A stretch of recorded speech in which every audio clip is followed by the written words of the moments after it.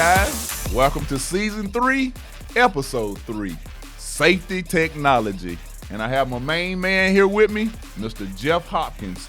He's the VP of Safety, and there's a couple other different departments that fall up on this title. But Jeff come here today to talk to everybody about how safety technology has evolved over time.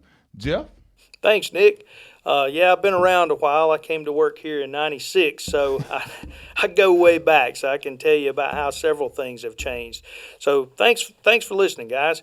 Want to talk about several areas, in-cab technology that we have, things outside the cab, and then also some things that states are implementing that change the way we do business. So first of all, start with in-cab. Probably the biggest technology change has been event recorders, or cameras as we call them. Those have come on the scene in the last 10 or 15 years, and they've really changed with the technology the last couple of years. They record inward facing, outward facing, depending on your status is how they're set up. But the more recent cameras utilize artificial intelligence, and so they can detect things with your driving and things in the environment that you need to be aware of, and they give you coaching, verbal coaching in the cab, and so that's very important, because we want you to be the professional driver, the best guy that you can be, and so, being coachable and listening to that and responding to it is important. A lot of times in the situations with the camera, if we're involved in a crash, more times than not, that video exonerates us. So, a lot of times law enforcement be on the scene, they see that we've got a camera in our truck, you've got a story that doesn't coincide with our story, and so law enforcement will say, well, let me watch the video.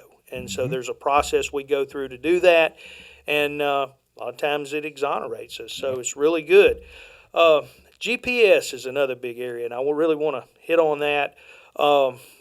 Back in the day when I first started, I was working with a fleet of drivers, and so when drivers needed directions to a place, we had some in the system that they could request, and it would come to them.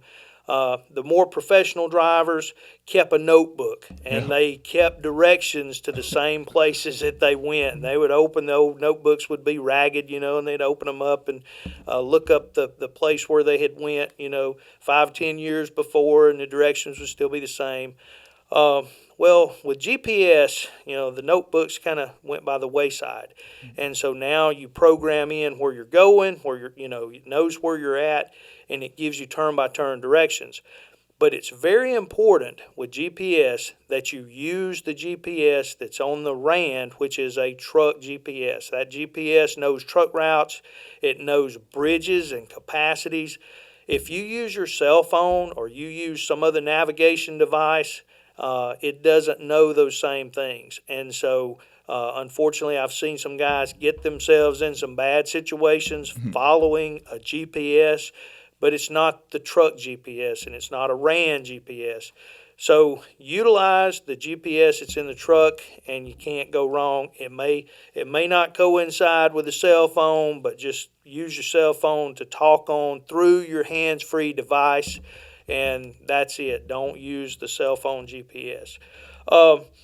Another thing outside the cab is the Bendix Fusion system, which is on most of our trucks. So those systems have really come a long way to mitigate collisions and things. They have radar that looks out, and they look for things that could be imminent collisions. And so they will assist with braking. Some of them will actively brake if you get too close.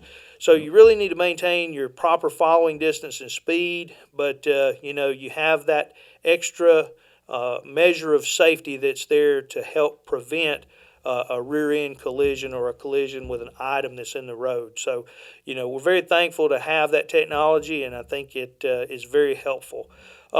Another thing I'd like to talk about is some things that the states are implementing.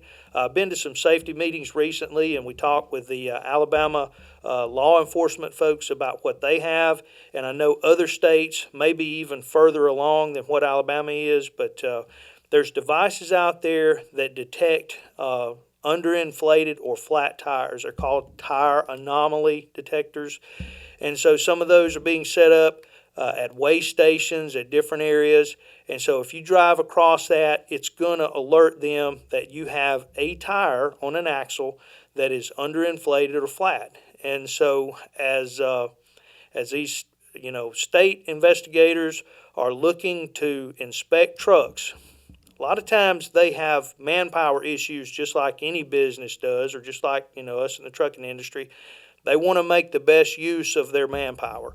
So they don't want to stop trucks that don't have any issues and inspect them. They want to make the roads safer. So they need to find the trucks that have the issues, inspect them, and get those issues fixed.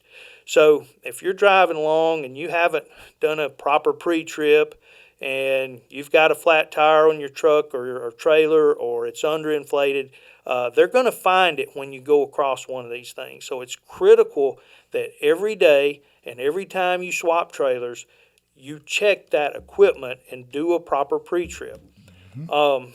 Same thing with brakes. They use these devices called thermal imagers. It's very easy. They walk around the truck and they shine this thing on the hub of the truck, and if the brakes are operating properly, it shows a visual heat signature, and it'll be a certain color. And so temperature range is, if it's normal, it's very easy for them to spot. If it's not normal, it's very easy for them to spot. So they know immediately that you've got an axle that's out of adjustment, and then they can inspect that. So states are using this technology to be more efficient in finding violations and better at finding violations.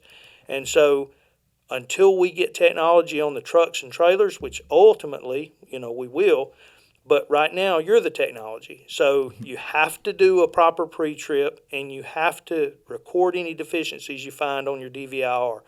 We monitor DVIRs, and one of the things that we look at, if there's been a period of time where you haven't reported any deficiency, that's a red flag for us, because we feel like over time you're going to find something, and it could be something that you fixed, and you need to put that on your DVIR, and you put that you fixed it, so that way we have a record of it. But it's critical that you do this. Your fleet managers probably talk to you about it, because we look at it every day in the office. So anyway, lots of things have changed. E-logs is another thing. That's the last thing I'll mention. I've kind of been around through the implementation of that. Guys used to have to try to get their logs, turned in. You had 13 days to get your logs in, and we'd have log violation letters we had to send out and coach people on, doing proper hours of service. But now with ELDs, you don't have to worry with all that. I mean, it's automatic. You have to certify your logs, but, everything's just push button right there in the cab. It's very easy for you to do it, and you just got to follow the rules and do it properly. But it's easier, makes life easier. So anyway, lots of change. Yeah, a lot of change, and that's awesome. And I don't want to overshadow that by talking about anything else, guys, because that is very important information. It helps keep you on the road. It helps keep you making money. So make sure you pay attention to this podcast, and if you need to save it and, rewind it and kind of listen to this again, then do that, because we're just trying to help you help yourself. Anybody that want to see this podcast, you can find it on TikTok, YouTube, Instagram, Facebook, LinkedIn, or any other social media site that's out there. And to any driver that's looking for a truck driving career versus a truck driving job, go boy.